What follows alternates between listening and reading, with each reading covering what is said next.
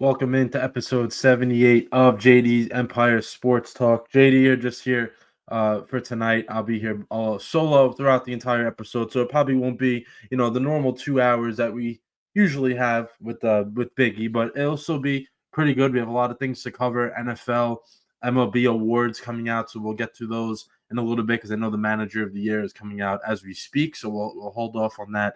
Hold off on that until a little bit later in the show. College basketball is a weekend now. College football with 3 weeks left. New rankings just came out. We'll get to those in a little bit. Curious to see if there's any movement in terms of teams like Indiana who barely won. I know BYU lost, so they're definitely going to be removed a little bit from the rankings. Texas Tech with that big win against BYU, I'm sure they'll be up there a little bit. So there's a lot going on. NBA, of course, NHL, a lot. Pick 'em at the end. How you doing? A little special. How you doing? If no one can see my shirt. We got the Nick Mangold T-shirt that was given out Sunday during the Jets game. So I'll give a little bit more on that later on in the show. So stay tuned for that. But let's start with the NFL as a whole. We'll start with that first. And the elephant in the room, Brian Daboll, was fired from the New York Giants yesterday after blowing yet another fourth quarter lead. It wasn't just this game. It was just a culmination of a few years now.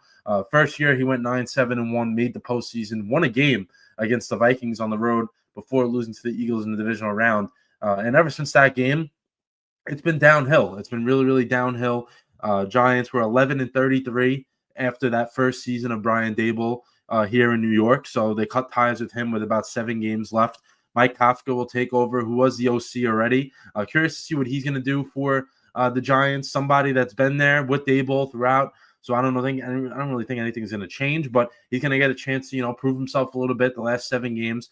Because Dart has played well. I mean, I don't know who that's because of. Dart is very talented, but a smooth transition for him into the NFL. And coach obviously has to be a part of that. So we'll see if it's Daboll. We'll see if it's Kafka. Kafka's going to have a shot here, 7 games, see what he can do with this team. But the defense is really bad. I mean, they had a 20-10 lead. Dart goes out, gets injured, and then they just blow that lead within like 5 minutes, and then they lose the game again. Another double-digit. They had 4 double-digit leads, 10-point leads on the road this year, and they lost all of them. I know the Saints game was a little different because it was like the second quarter, but still 3 games where they had it in the fourth quarter, especially that Denver game comes to mind. They're beating that team by 19 points, and they couldn't even come away with that win. So a lot of turmoil going on with the Giants, but it will be a coveted job. Don't get me wrong. This would be a team that they have a quarterback. It seems like they have a quarterback. They got the star wide receiver that everyone looks for. They have a good running back. Scadaboo showed flashes. On defense, they have talent. I just don't know why it's not clicking for them, but they definitely have talent on that side of the ball. A lot of different things went their way. I get that, but their talent's not being maximized. You can tell. They have a ton of pass rushers that just aren't doing good in terms of their year, like their normal numbers. Dexter Lawrence not good this year.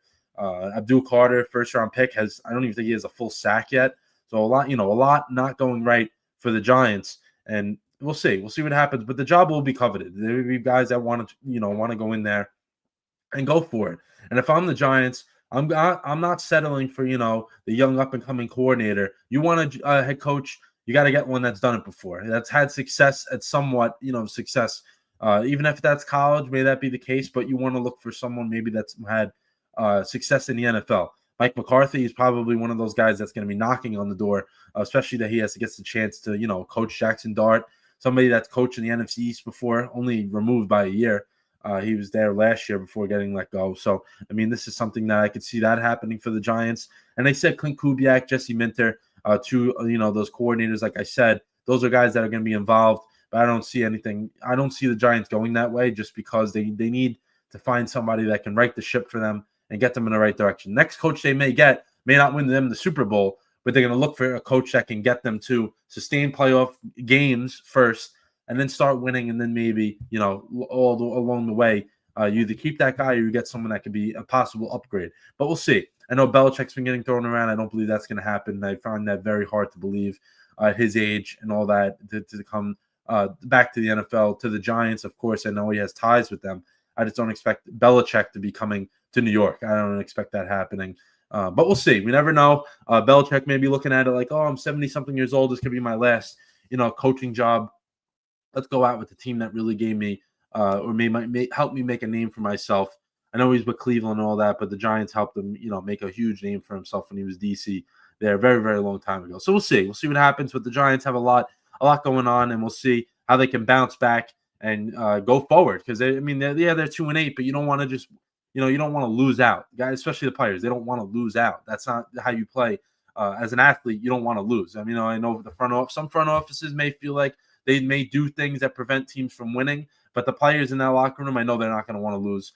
And Mike Kafka is going to want to make a name for himself, so that's going to be part of it as well.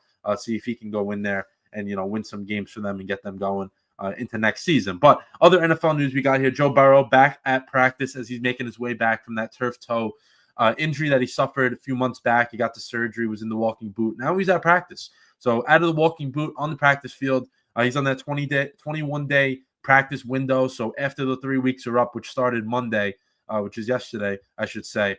After that, they'll have to make a decision either that he's going to return or he's not. So we'll see what happens. But if I knew Burrow the way he is, I would expect him to be playing soon. He can even be back before that.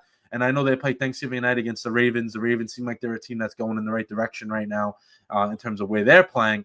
Burrow can be forcing his way into that game as well. I would not be shocked by that. But they have a tough 2 games for them coming up. They play the Steelers. They already beat, so I don't think they'll beat them again. And I think they have the Patriots after that. So that's going to be very hard before the Ravens on Thanksgiving. So they want to give Burrow a chance to get them back, in the season. That's going to be hard to come by. And the Bengals Burrow might just come back just to play, but you want to have it more meaningful than anything. You don't want a guy just coming in just to come in. Like, you want to have it where you're like, oh, we have a chance at the playoffs. We got to go for this. But we'll see. Another couple of injuries we have here. My Jets, Garrett Wilson, made his return after missing 2 games on Sunday against Cleveland. Had no catches, no yards up until he didn't have any at all. But in the second half, before he got injured, went down. Went for a deep ball, one of the only ones they threw the entire game. Fell down and then got up, tried to run back to the huddle, and then he kind of limped around and kind of felt something in the knee, the same knee that he hurt already. So supposedly Aaron Glenn didn't really confirm nor deny it, but Garrett Wilson is expected to miss a month, and that's going to suck for him just because 1,000-yard receiver every year he's been in the NFL. He only has 400 yards, a little less than 400 yards this year, so that if it's true that he's out for a month, that 1,000-yard streak is going to come to an end because there's no way he's going to get 700 yards at 3 games, especially with the quarterback play they have. No one can really do that. But if you have someone that could, they don't have a quarterback. So we'll see. But Garrett Wilson, I'm assuming that's the case. He is going to be on the sideline once again with that knee injury. And if I'm the Jets, I'm not messing around with that. There's no reason to. This is a season that I'll get into it a little later, but the season that's not really going anywhere. You don't want your star wide receiver to get hurt now and then affecting his status for next year. You don't want that happening. So play it smart, see what happens. I'll talk about the Jets a little later on. Travis Hunter now out for the season. So we found out last week that he was going to be put on IR. He was put on IR. Now a week later, underwent knee surgery. He's out for the year. I think this can definitively put it in the books that he is going to never play 2 ways in the rest of his NFL career. It's just not going to happen because he's seen it already. He's already hurt. This is something me and Biggie had talked about, for a while over the summer when he got drafted. And we're like, yeah, I don't know how this guy is going to be able to play 2 sides of the ball at the highest level of the game. And it already didn't work out for him. Unfortunate, because you love to see, someone play at the highest level 2 sides. It's like you're playing in Little League again or, Pee Wee, whatever you want to call it for football. But it's not going to work. And he went under surgery. So we'll see. We'll see what happens with Travis Hunter. But he'll have to go into rehab and he'll be back next year. So let's recap Week 10 here. Week 10 was entertaining to say the least. The primetime games didn't really do anything for us. Anyone that watched the primetime games could probably agree with me that they were not great.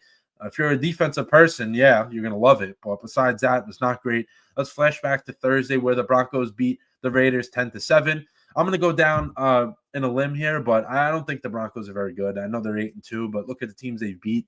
Look at how they beat them. They beat the Giants, I think, by 1 point. They beat the Jets by 2 points. They beat the Raiders by 3 points. A Texans team that, they injured C.J. Stroud in that game. They won that game by 3 points. There's a lot of win. They beat the Cowboys. Cowboys aren't a good team. So they beat a lot of teams that they should have beat. So I really am not buying into the 8-2 Denver Broncos very much, as opposed to the Patriots who are 8-2 and the Colts are 8-2. I think those two teams are definitely a level above. But with Denver, their defense can keep them in every single game. That's the difference. Their defense is one of the most, legit ones in the league. I just don't think they're that good. Sunday morning, I'm sorry, the game in Germany, Colts beat the Falcons 31-25 in overtime. This is a back and forth game throughout. Falcons once again showing they could play with anybody, but coaching and just poor decisions on the field at the wrong times are just hurting this team. They're just always hurting this team, and they can't get out of their own way. I feel bad for an Atlanta team that you look at their offense, they got weapons all over the place. They score, but then their defense is. One week they can't score, the defense is great. The other week, the offense can score, the defense is. It's just one of those unfortunate things. And if I had to put my money on anything, I'm not going to say I am, but I would expect Raheem Morris to be one of those guys that will be let go at some point.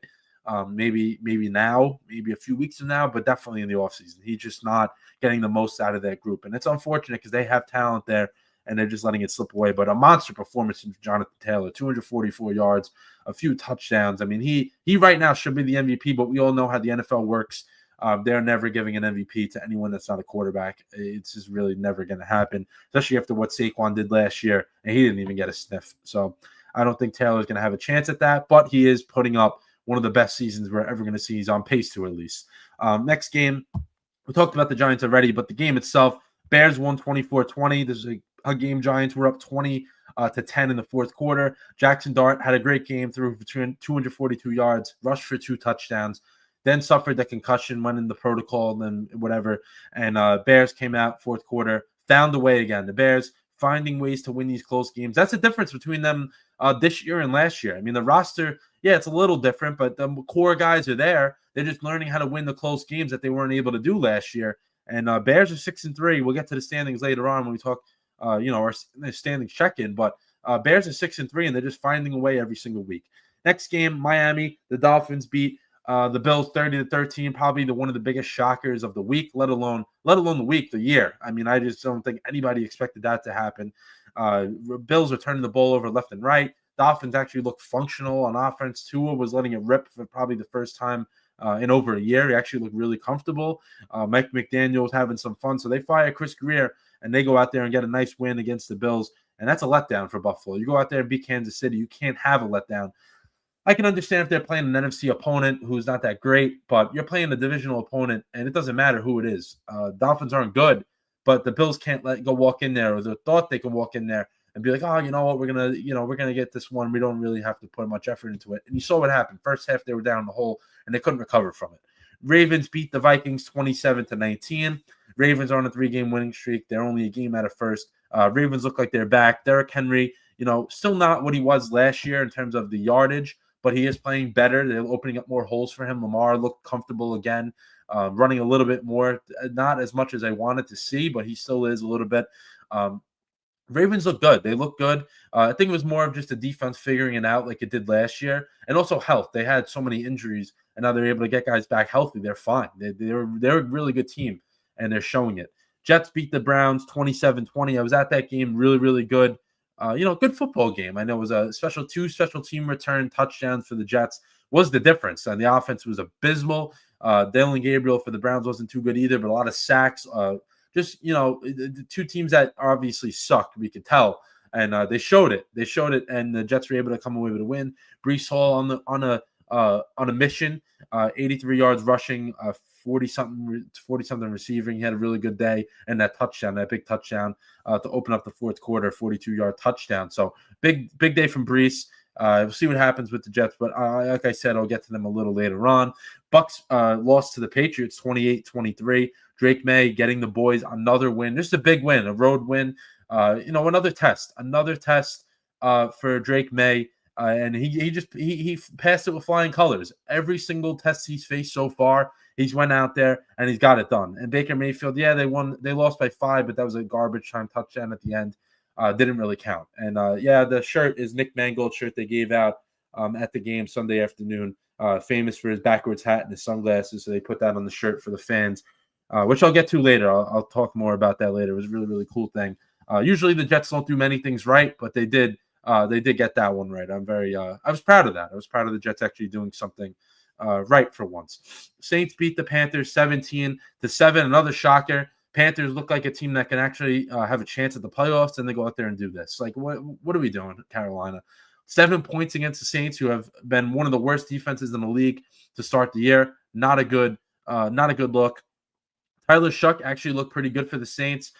282 yards, did just enough for them to get the win. But I was very confused by this game. Texans, huge comeback against the Jaguars. They won that game 36-29. I don't know why I had a gut feeling all week that the Texans were going to get that one, to go their way, and they did. Davis Mills played great. It was a 29-10 game in the fourth quarter, and the Texans, they go out there, they score these points, they win 36-29, and keep themselves in the playoff race, because that was a 5-3 Jaguars team and a 3-5 Houston team. If the Texans lost, they would have dropped to 3-6. Jaguars 6-3. That postseason spot looks a little different. Now the playoffs, Jaguars are 5-4 in the last seed. That opens up a lot of different teams. Right now, Cincinnati is in the hunt, and they're 3-6. So that just shows what a difference that game made, because if Jacksonville's 6-3, that puts everybody behind the 8 ball a little bit. Seahawks beat the Cardinals 44-22. Seahawks just look like a wagon. They've probably looked the most impressive of every single team this year. They're 7-2, but they've looked. I know the Colts are 8-2, Patriots are 8-2, but the dominating wins by Seattle is just adding up. Sam Darnold didn't play good at all, and they still won the game by 22 points, and they were up by a ton at halftime.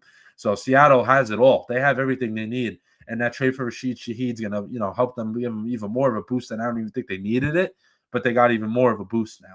Rams won 42-26. Another team. So the 4 o'clock window is a common theme. I think those are the top 3 teams, along with Philly in the NFC. I think that's what it's going to come down to by the end of the season. Rams won 42-26. Stafford with another huge game. He's another one MVP favorite right now. He's been terrific, hitting Devontae Adams for a touchdown every game. Puka, of course, scored. Kyrie Williams out of the backfield. 49ers had no answer there. And that was a 49ers team that beat the Rams earlier in the season.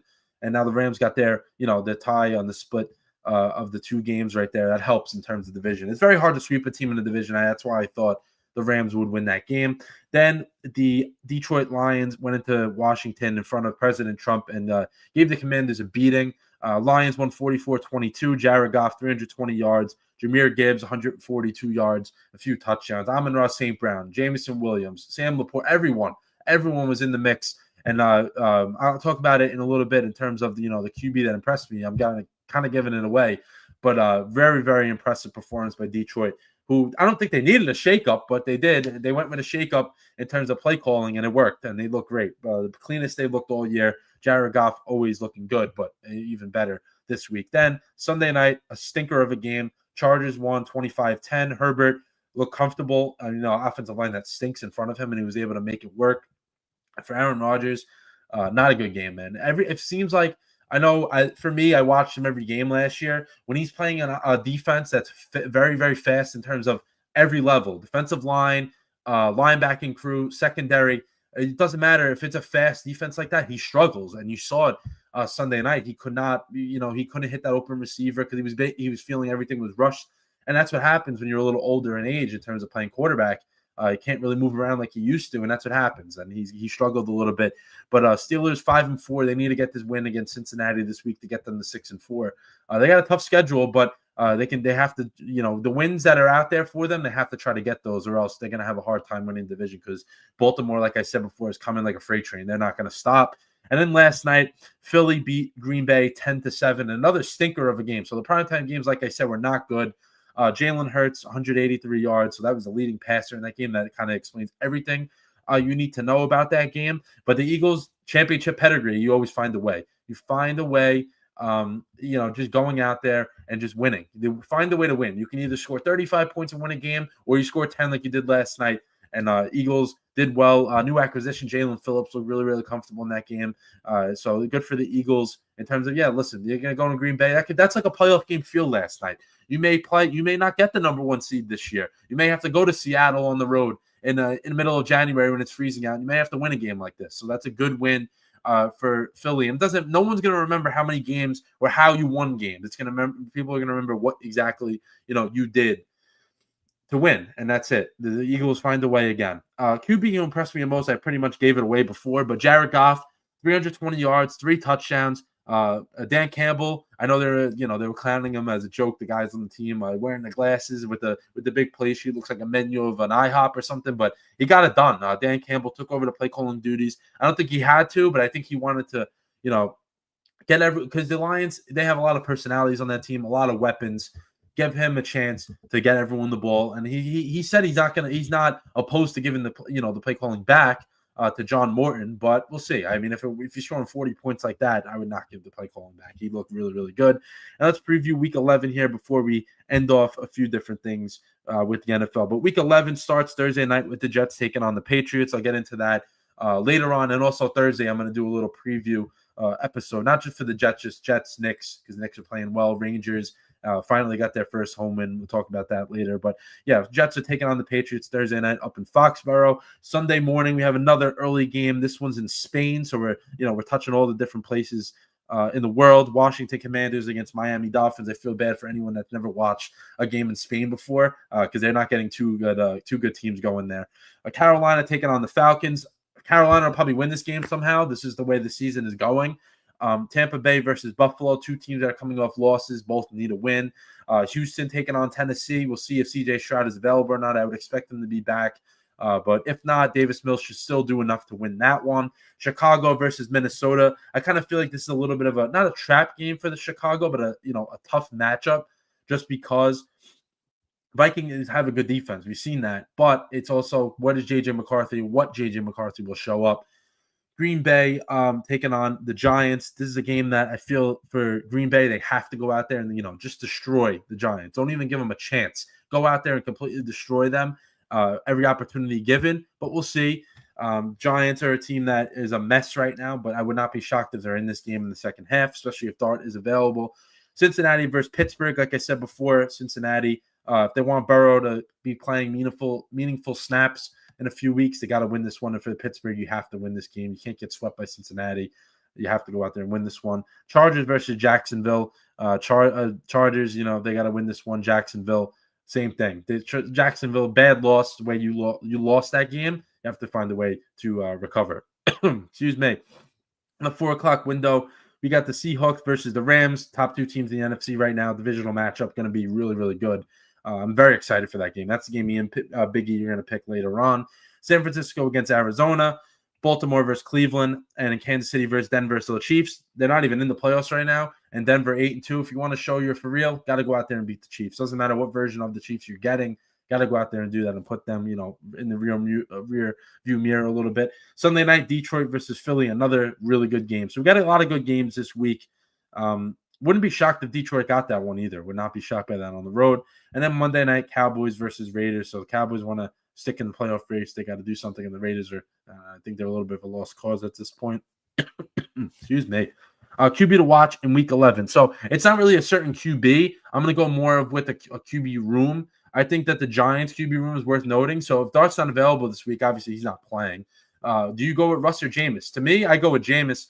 And I'm curious to see what Mike Kafka's decision is going to be, because we know that Russ was a Dable guy in terms of bringing him in the offseason. He kind of stuck with him. They don't want to let him, didn't really want to bench him right away. I want to see what happens here. I want to see if Mike Kafka's, we want a best chance to win, because why would he want to lose? He wants to show he can be the head coach. So give yourself a best chance to win. If Dart's not available, you go with Jameis. That's just the way I'm taking it. Jameis, he'll be entertaining at the very least. You don't know what he's going to do. But we'll see. We'll see what happens with the Giants. But I would not go with Russ. He's not a good option at this point. We saw he didn't want to get tackled against Chicago. Fantasy guy to watch. Or fantasy guy to even pick up or whatever. You put him in your lineup. Calvin Austin. He had a really rough Sunday night. Anyone that was watching the game, you can tell ball's hitting off his face, his shoulder. But I think he's gonna, redeem himself here. Standings check-in. Let's do a little bit of a standings pick up here. As we're 10 weeks in the season. AFC East, Patriots are 8-2, Bills are 6-3, Miami's 3-7, Jets are 2-7. AFC North, Steelers are still in first at 5-4, Ravens 4-5, Cincinnati 3-6, and the Browns at 2-7. Colts at 8-2, Jacksonville at 5-4, Houston at 4-5, and then Tennessee 1-8. Tennessee, they need something to go their way. They've been having problems. Fire the coach, all that. Something needs to go their way. pretty quickly. AFC West, Denver 8-2, Chargers 7-3, Chiefs 5-4, and the Raiders 2-7 round out that division. I don't think we expected that to start the year, but Chiefs have work to do coming off the bye week. NFC East, Eagles at 7-2, Cowboys at 3-5-1, Commanders 3-7, Giants at 2-8. So it seems like the Eagles, are getting that one pretty quickly. NFC North, Lions 6-3, Bears 6-3, Packers 5-3-1, and the Vikings 4-5. That division's up for grabs. NFC South, Bucks 6-3, Panthers 5-5, Falcons 3-6, Saints 2-8. And the NFC West, Seahawks 7-2, Rams 7-2. We got that matchup this week. 49ers 6-4, and the Cardinals at 3-6. I'll be right back, everybody. Give me like 2 minutes. Just want to take a break really quickly. My apologies.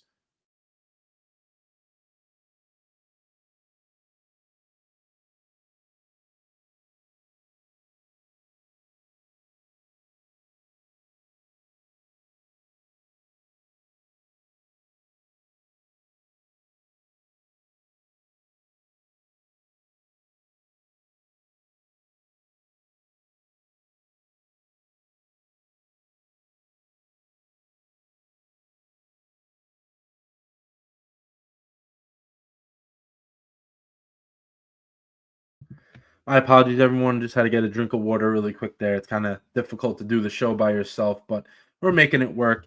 Let's slide over to the MLB here, where free agency is underway. No moves have happened yet. That's what we got to expect. With baseball, it's just long-winded offseason. I don't know why it is, but it is. So we have to wait and see what happens with that. Other MLB news, we got Padres hired longtime relief pitcher Craig Stammen as the manager. So he's now going to be, in charge of the Padres. And we said that the Padres, they need a coach that can relate to the players and someone that can get the most out of them. And I think a former player would do just that because he gets it. He gets what the day to day is, all that stuff. And Craig Stammen, I don't really know him, like his personality and stuff like that. Didn't even know he was a coach or was in consideration. But we'll see. We'll see what happens with him. But at least they got somebody that can relate. They need somebody to relate to the players. And Mike Schultz, I know he retired, but it was more so, I don't think he was relating to the players at all. Kyle Hendricks retires after 12 seasons, spent 11 years with the Cubs, and then his last one with the Angels. Baseball agrees to limit. Baseball has decided to limit, pitch by pitch betting because Guardians closer at the time, Emmanuel Clase and Luis Ortiz, two guys that were very, very much a part of the problem there. In terms of blatantly, now that we found out, blatantly just taking, the first pitch of their outing or whatever, and just bull. Oh, why are they doing that? Turns out they were betting on it and they were getting money from it. And now baseball's decided, you know what? Honestly, they should be like, you know what? We're not doing pitch by pitch betting. It's just stupid. And you have a problem, honestly, to me, if you're betting on pitch by pitch, like that's an issue. And they've lowered it, or the limit will be $200. So you can't go any more than that. I still think that's too much, but that's what baseball decided to do. Luis Ortiz, the other, one of the other guys that was involved in this, his decision came down today. He had to surrender his passport, restricted travel in the northeast of United States, and a $500,000. He had to pay $500,000 in fines. So they're not playing around with this. Class A's decision, I don't think that's been fully done yet. Before Ortiz, at least for the time being, that's what he has to face. And then Nick Kurtz. So Nick Kurtz won AL Rookie of the Year. Drake Baldwin of the Braves won NL Rookie of the Year. So we got a first baseman and a catcher winning the respective rookie awards.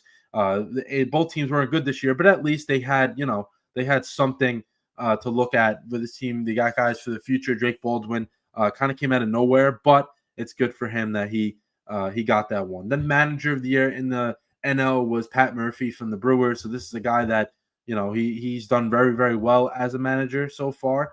But I think it was a Brewers team. Listen, you don't take postseason into consideration. So that's why he was Manager of the Year. But good for him, though. That's a really, really good, really good award to win.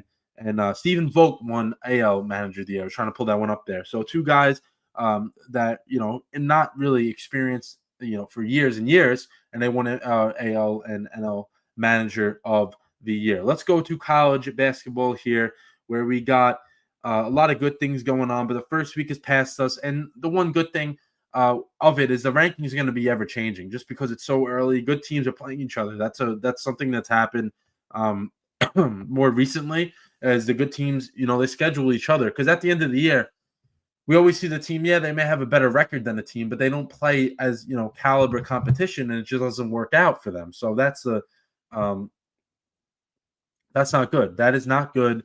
But we'll go through the rankings here. Let's do the top 25, and then we'll talk about one minor thing that happened with an injury that we don't like injuries, but it's unfortunate to happen with the new top 25. So week 2, Houston is still. I'm sorry, Houston is actually the new number 1. So they were number 2, now they're number 1. Purdue goes from 1 to 2. UConn up to number 3. Duke up to number 4. So UConn went from 4 to 3. Duke went from 6 to 4. Arizona number 5. Now they went up 8 spots. Michigan is at 6. They're up 1 spot. BYU at number 7. They're up 1 spot. Alabama, after beating my St. John's Red Storm, they're up to number 8. They're up 7 spots. Kentucky. They're 2-0, and they weren't even ranked. Now they're in number 9. That's crazy. Big win. That's what they had. Florida down 7 spots. They're number 10. Texas Tech is at number 11. Louisville at number 12. St. John's goes from 5 to 13, so they're down 8 spots after their loss. Illinois at number 14. UCLA at number 15. Iowa State not in the rankings. They're at number 16.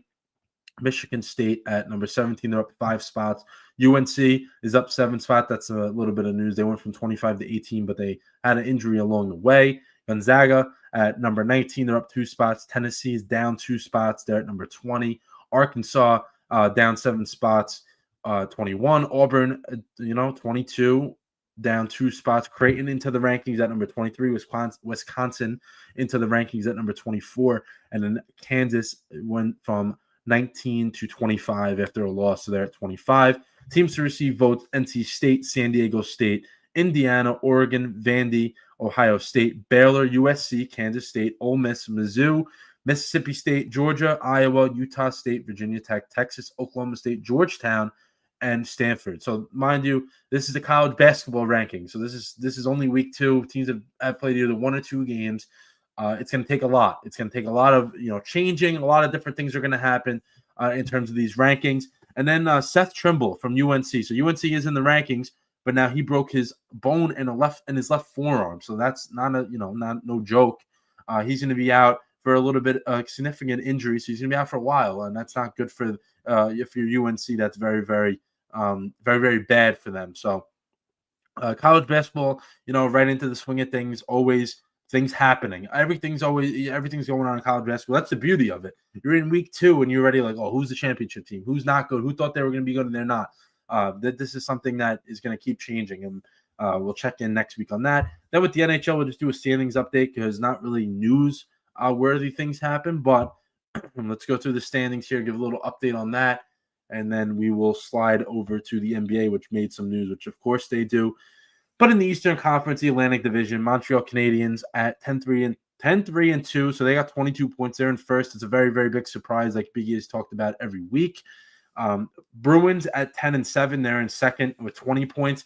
This is another team. I don't think people expected the Bruins to be anything good this year, just because they were a veteran team over the past few years and they've lost a little bit. Ottawa Senators 8-5-3 with 19 points. Tampa Bay Lightning 8-5-2 with 18 points. Detroit 9-7 with 18 points. The Florida Panthers, defending champs, at 8-7-1 with 17 points. They're struggling a little bit.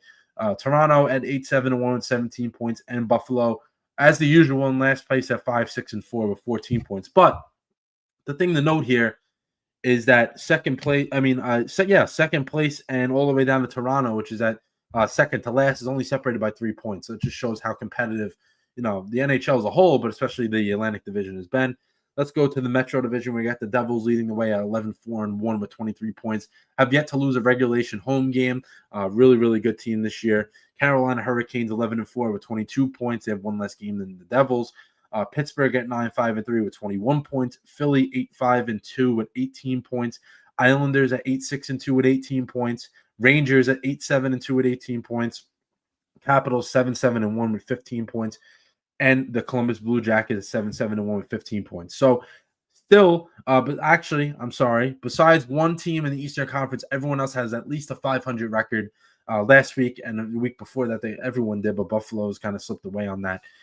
Rangers, like I said, finally got their first home ice win, which is crazy. They were shut out 5 of the first 7 games, and then they only had 6 goals before last night at home, and they were able to get a big win, big goals, everything going right for them last night. Then the Western Conference, we got the Central, where the Avalanche are leading the way 10-1-5. I think everybody expected them to be pretty good. They're leading the way with 25 points. Dallas Stars 9-4-3 with 21 points. Chicago Blackhawks with 8-5-3 and 19 points. Winnipeg Jets 9-6 with 18 points. Utah Mammoth 9-7 with 18 points. Minnesota Wild 7-7-3 with 17 points. Nashville Predators 5-9-4 with 14 points, and the Blues 5-8-3 with 13. Because this seems like a top-heavy division.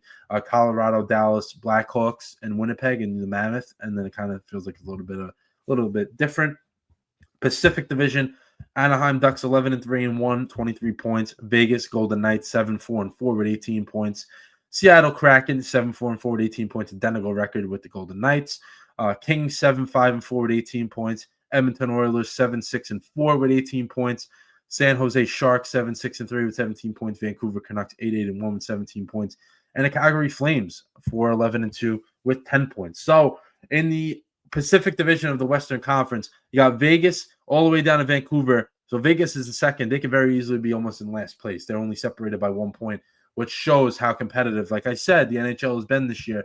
And that's why I was like, there's nothing really newsworthy, but we have to talk about the NHL just because the standings are crazy. You're already, you're almost you're basically mid-November, and there's just no separation going on right now, which I don't think that, that people expected that or whatever. But yeah, we'll see what happens.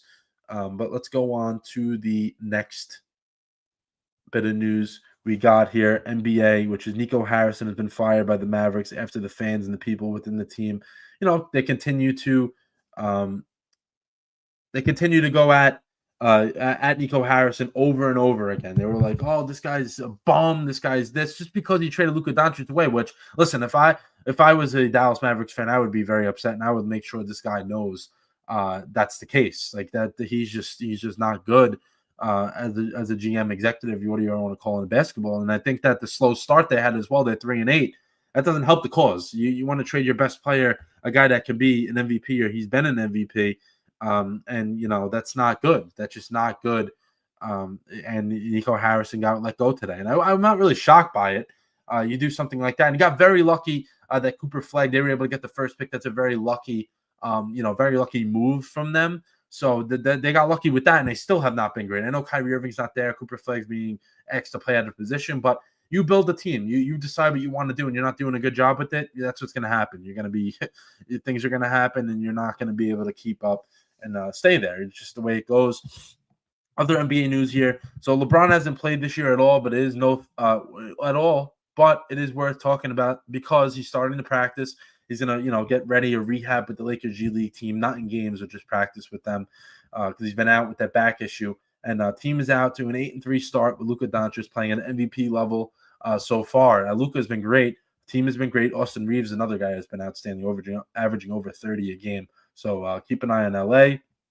Brandon Clark out for 6 to 9 weeks for the Grizzlies after another knee surgery. So this guy has been battling, the knee problems over and over again, and it's just very tough to come back from that at a high level. But we'll see. Clark is going to be out for a while, a little bit of almost about 2 months, a little over 2 months when all is said and done there. NBA standings. So the Eastern Conference led by the Detroit Pistons at 9-2. This is a team I said that could be very good, and they are. They started out, I think they were 1-2 or 2-2, something like that. Yeah, they were 2-2, and now they won 7 in a row, and they're at 9-2, leading the Eastern Conference. Then my New York Knicks 6-3. They're playing right now, leading after the first quarter. They're at 6-3, 6-0 at home, 0-3 on the road.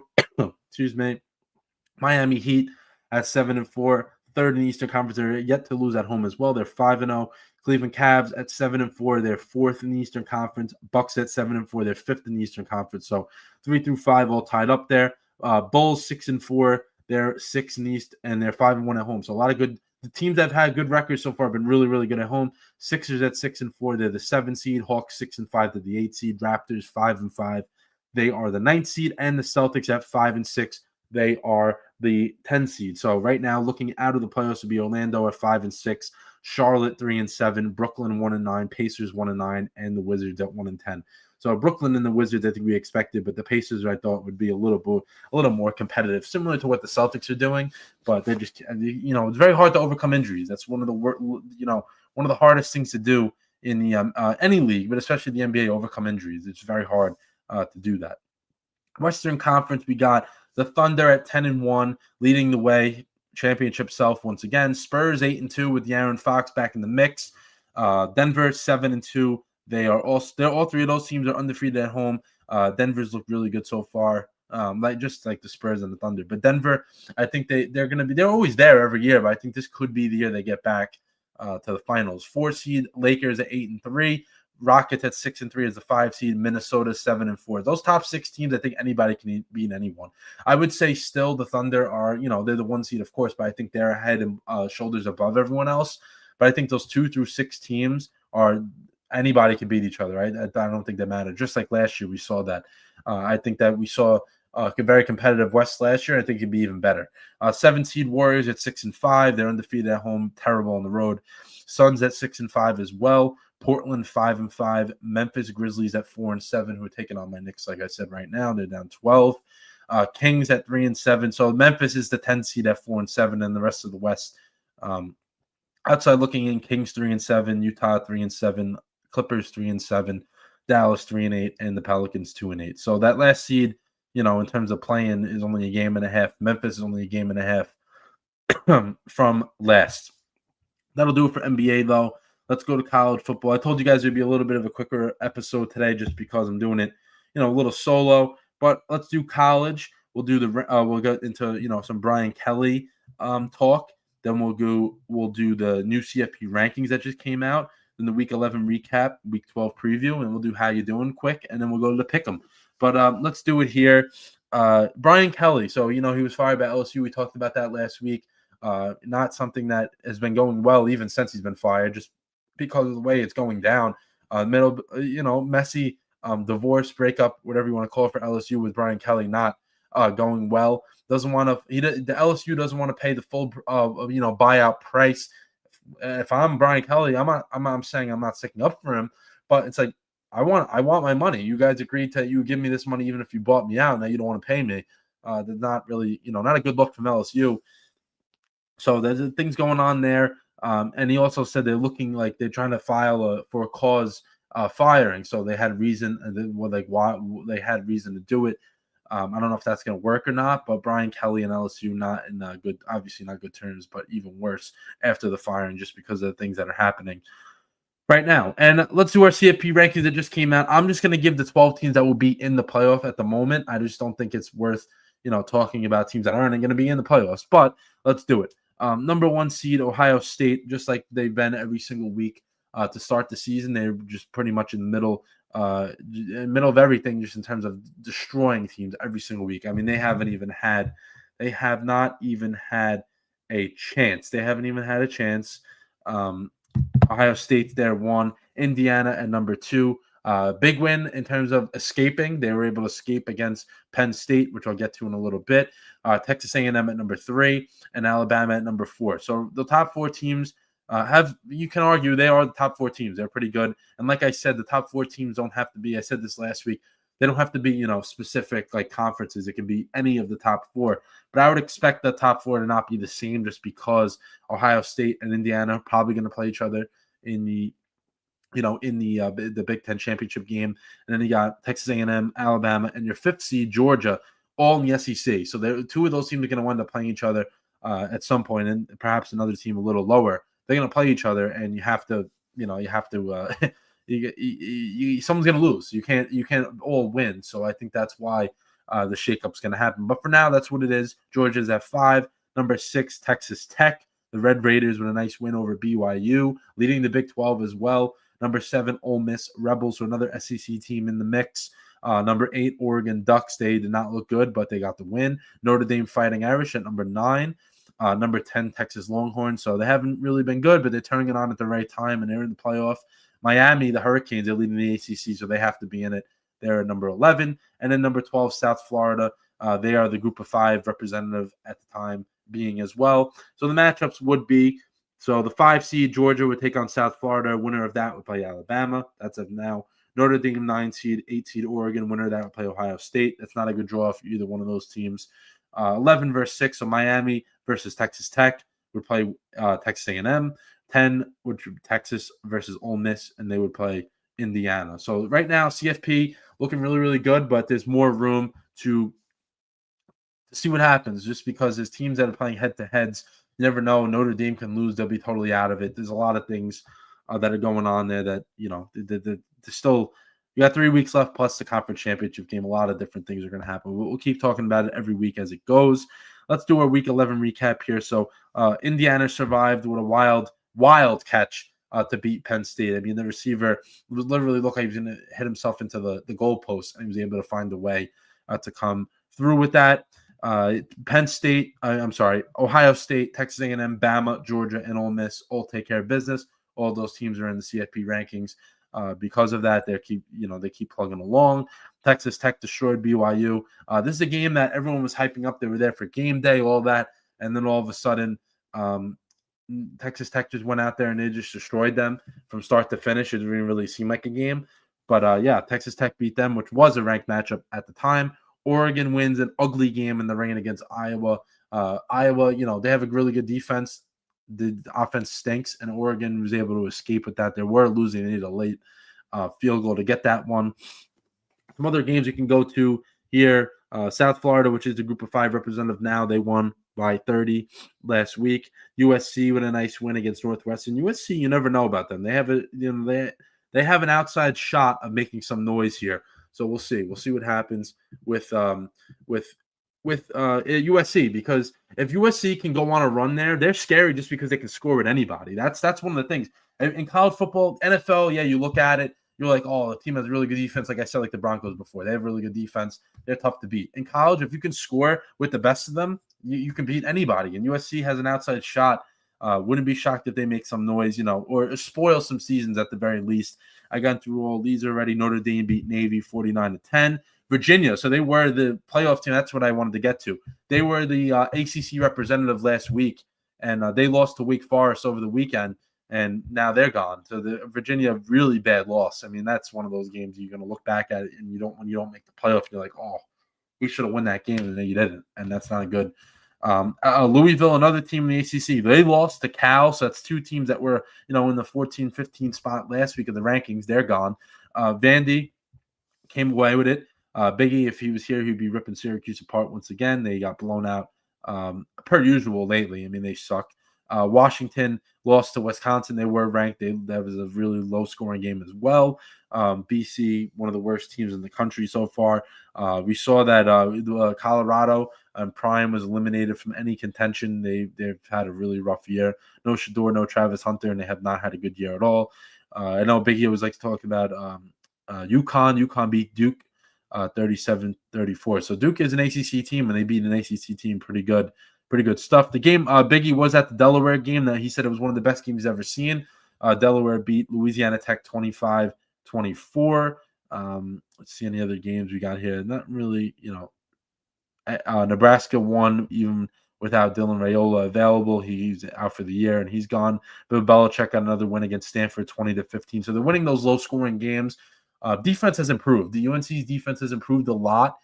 Their offense still stinks. But, I mean, listen, he has 4 wins right now. He wins 2 of his last 3. He's in a bowl game. So it doesn't matter how he did it. He has a chance. Any local Rucker fans, they won 35-20 against Maryland, so they have a chance at a bowl game as well. Let's go to Week 12, the preview here. Let's do it. We got the ranked matchups. We have Notre Dame against Pitt, so that's 9 versus 22 now. 12 o'clock in Pittsburgh, Acrisure Stadium, where the Steelers play. Game day is going to be there. Really big day, big game for them. Then we got Oklahoma versus Bama, 11 versus 4. Oklahoma wins this game. I would expect them to be a very, very much in the mix of CFP. And for Bama, you got to just keep building a resume. Iowa versus USC, 21 versus 17. Iowa lost to Oregon very closely, and like I said, USC. That's a battle of 2 different styles of play. USC can score, like I said, and Iowa is a very good defensive team. Texas versus Georgia, which is going to be later in the night. That'll be 10 versus 5, so it's a top 10 matchup now. Something to keep an eye on for that. Don't know any other teams that in the playoff mix that are really going to have any trouble this week. Um, but yeah, think that's pretty good for in terms of the matchups, ranked matchups at the very least. Those are really good games. UCF is playing Navy. They're the Group of 5 team right now. Wisconsin's going to Indiana. I expect Indiana to take care of business in that game, and South Carolina's going to Texas A&M. I expect them to take care of business as well. Oregon's on Friday night, so we'll see if they can look a little better than they did last week. But let's take a 1-minute break here. I just want to get ready for how you're doing, because it's gonna be a little bit of a different one, just because I wanted to recognize some things first. But let me take a 15-second break here, and I'll be back. Hold up 1 second, guys.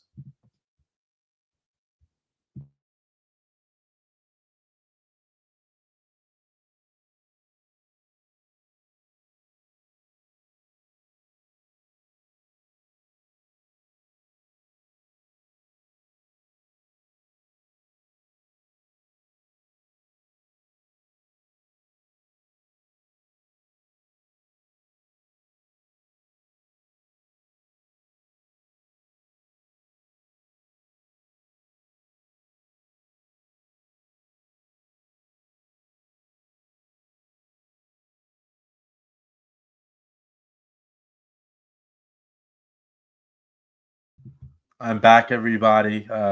Let's do how you doing now. If anybody doesn't know why I'm wearing the hat and the hat backwards and the sunglasses, shout out Nick Mangold. I know he passed away a couple of weeks ago. Just to talk about that one first, Jets did a very, very good job in terms of doing the tribute for him. He was a guy that was really long time center for the Jets. Last time they made the playoffs, he was on the roster. He meant that much to that team.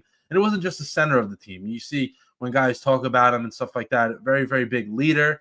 He was a guy that he commanded the room, and I think that showed on Sunday when you get the Brickashaw Ferguson, his former teammate, talking so highly of him. They're giving out T-shirts like this before you walk in. Once you walk in the stadium, shows how much the fans appreciate it and shows how much the organization appreciated him. Then you go out there, you see the players, which I didn't see this right away. Players were warming up with not this T-shirt, a different T-shirt, but kind of the same design. He was wearing that. I kind of want to see everybody to see the. I want everybody to see the shirt as well. Let me move down a little bit, but yeah. So they did a really good job with that. Players warmed up with a different T-shirt, but the same concept. Then before the game, they had the 74 flag on the field with the American flag, and then in the stands, really good job by whoever sits behind the one goal post. They had the mangled flag. It was basically of him in the Jets uniform. That was really, really cool. I like that. It was really, really nice. Did the little tribute to him. His wife and his kids went out there for the coin toss. Really good job by Garrett Wilson as well. He's you can tell he knows what it means.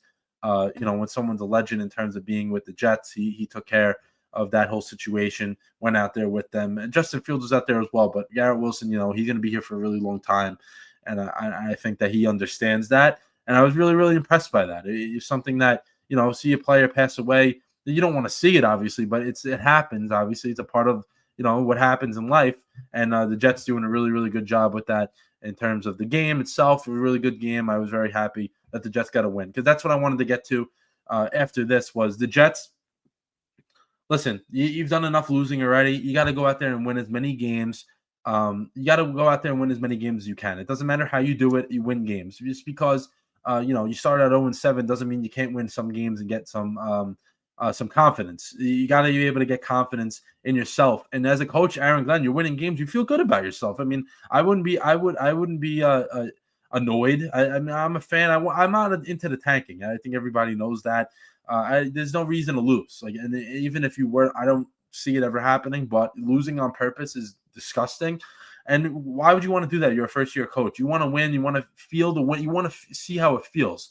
That's what it is. You win games, and you could tell it means a lot to Glenn just winning one game, and now you won 2 games in a row. It feels nice. I'll talk about Jets versus Pats on Thursday when I do that episode. But it's good. It's really, really good to see that they actually can win some games. I know they're not doing it pretty, and you got to take it this way. If every other unit is doing well and the quarterback is not doing great, this quarterback's not going to be here. So you got to take that out of the equation. Special teams has been a weapon all year. I know the return game is struggling a little bit, but punter, Austin McNamara, Nick Folk have been really good. And now we got the return game going as well. Oof. I mean, what else do you want from the special teams unit? Defense did just enough. Will McDonald was 4 sacks. Jermaine Johnson with a sack. Quincy with a sack. They did really, really well with that. And the offense, listen, we all know the offense is not good. So the fact that they were able to go out there and do just enough, listen, you got to win. That's it. That's all that matters. And it doesn't. In the end, if you win a few games to end the season, that's good. That's good. It helps you. I'm not saying it's carrying momentum. It just teaches the coach how to win. He's doing things right the last few weeks that he wasn't doing right in the beginning. So at least he's learning a little bit. And we'll see. Maybe they'll go out there in these next 2 games and they're really, shock the world and then they win those games. But I don't expect it. But listen, if they can do that, they can do that. That's really, really cool. With the Knicks, who are on right now, they're up 56-41 against the Grizzlies. So they're 6-0 at home. The long homestand continues. They've been really good. I mean, I can't complain. Offense has been one of the best I've ever seen in the history of NBA. I mean, since I've been watching basketball, I don't think I've seen the offense move this fluently, scoring like 70 points and a half consistently. I mean, a lot of things are going on with this team that I don't think anybody I think everyone thought that it would happen just because they have the talent. But listen, new coach comes in, you saw what happened. They were 2-3 to start the year, 0-3 on the road. You're like, oh man, this team they're not the same. They're not responding. And then they figure it out. They come home, they figure it out. But now we got to hope when they go back on the road that they can continue that. Just because you do it at home doesn't mean you're going to do it on the road. Yeah, it's great to win every single home game, and you have the home court advantage and stuff like that. But you got to be able to go out there, and do it on the road as well. So the Knicks are doing well, though. I'll talk about them on Thursday as a whole. I'm going to a game in a few weeks, which I'm very excited about, in Brooklyn against the Nets. That's gonna be really, really fun to get out and watch the boys play. You got to reward them if they're playing well. You got to reward them because they appreciate when the fans are there. And just because it's in Brooklyn, we all know Knicks fans are going to be there because the Knicks fans own New York, and I can't wait for it to be a Knicks crowd in Brooklyn. Brooklyn sucks as well, so that'll be really fun to hopefully put a beating on them, which they also did on Sunday. So we'll see. Knicks got a game tonight. Like I said, they're playing the Magic tomorrow. So back to back, Mitch is on the he's not playing tonight. He'll play tomorrow. So we got to keep him healthy because he's a big difference. But Thursday I'll get more into that. With the Mets, they haven't done anything yet. No one's really done anything yet in terms of baseball, but I think that they need to go out there. They need to get 2 really, really reliable pitchers, and then the young guys slot in after that. Alonso has to be back. I think everyone's going to be disappointed if he's not. I don't think he will be, just based off of the way they're talking about it. Him and Diaz have to be back. Those are the 2 guys you have to re-sign. I don't understand with David Stearns. If you don't bring him back, like what's the reasoning? Yeah, you can go out there. You can go out there and get another first baseman. They both can play first base and DH. It's really not that difficult. Like I don't know why you're playing hardball with a guy that is one of the most productive hitters in your history, and you haven't had many. I think that's something that I don't know why you're disrespecting him. Even last year they disrespected him, and he came back, which shows why he loves the Mets and loves New York. But I don't think he's going to go for it a second time. You got to get this guy back and in the fold. I just don't understand why they would do that. St. John's basketball, they're another team that's going to be really good this year. So I'm feeling good about my teams. I know the Jets aren't good, but my other team I'm feeling good about. The Jets. St. John's, they lost to Bama on the weekend, but I just don't think this group. Listen, I know Bama has some new players, but every year so far, Rick Pitino, he's put in a new group every single year, and it's tough. It's very tough to mesh with that. You can't just expect, you can't expect the same thing to happen from the year before, and it's different players. You can't expect that, and I think that it's going to take some time. And that was a tough game to schedule.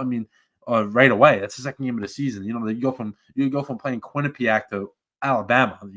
Alabama's a ranked team. I know it was at MSG, so emotion was in the middle of that. They scored a ton. They just couldn't stop anybody, and they need to figure that out. But they have plenty more opportunities on the schedule. If you look at it into late November and December, that they can do some damage, and it's a good test. That's what I'm trying to say. It's a good test. It not going to define what they're going to do by the end of the season. I don't think that's going to be. I don't think everyone's going to say, oh, they lost to Bama, the season is over. I don't think that's going to happen. And then Notre Dame, they got Pitt, like I said. They got to win this game. They got 3 games left. Syracuse and then Stanford to close out the year. So they got to win those 2. I think they will win those 2. This is the toughest one they have. Go out there. You beat Pitt. You're in good shape. And then the Rangers. They finally got a win at home like I said earlier. But after they finally get a win at home, they oh my god, they've been 7 games before last night. They had 6 goals in 7 games. They got shut out in 5 of them. Don't know how this is happening, but um, the Rangers go out there. They finally get a win at home. They look good. They got to continue it. They got to continue this. They're right now. They're streaky, very very streaky team. And I haven't. The veterans have been okay. I don't think they've been good. I don't think anyone's really stepped up that greatly so far to start the year. And I think that's what they need. They need a veteran to be like, you know what, I'm going to put you guys on my back and we're going to go. So we'll see. We'll see what happens with the Rangers as well. But they have the talent there. I'm not saying they're a championship team because they're not. They're definitely a playoff team. They got to go out there and do something with it. But yeah, overall though, I'm feeling good about my teams. I'm really, really happy with the way everything is working right now. Like I said, it's going to be a shorter episode, a little over an hour. Let's wrap it up with the pick'em here. So me and Biggie lost again once last week. Unfortunate, but I'm at 12-11. I'm still over 500. He's at 9-14. So Biggie definitely needs a win. I obviously need a win as well because I'm on a losing streak. But we got the Seahawks versus the Rams this week. I'm going to go with the Rams, and Biggie is as well. I think that, listen, we believe in Seattle. We think Seattle's a good team. But I think that the Rams are clicking even more than what the Rams are right now in terms of offense. And also the Rams are home. That's a big thing. You got to take that into account. And I don't know if Darnold's ready for this. I know I keep saying he's not ready for this, he's not ready for that, and he keeps proving me wrong. But I think that the Rams are just a little bit better than them at the moment. I'm not saying that's going to happen by the end of the year, but I think for the moment, the Rams are the better team, and the Rams will get the win. Biggie agrees with me. Rams are going to get the win as well. Yeah, that's really going to do it for episode 78. I just want to thank everybody for coming on. A little bit of a shorter episode, so if anyone is expecting me to be on any after this, I'm not going to be. You're going to end this one a little early, but yeah, I just want to thank everyone for coming on. It was really really fun. Coming on every week is fun. Now we got the YouTube Shorts going as well, so if anyone's missed that, go on YouTube. You can watch the little. It's basically like the reels of Instagram. If anybody that doesn't know, and TikTok and stuff like that, we got that going. TikTok, Instagram, of course, up and running as usual. Looking to expand a little more in terms of YouTube. So that's why we got the shorts going. Get some more views, get some more exposure out there. But yeah, that's going to do it for episode 78. I want to thank everybody for tuning in to another really, really good episode, in my opinion. But yeah, for Nick Mangold, everybody, we appreciate everybody joining the show and all that good stuff. But yeah, have a good night, everybody.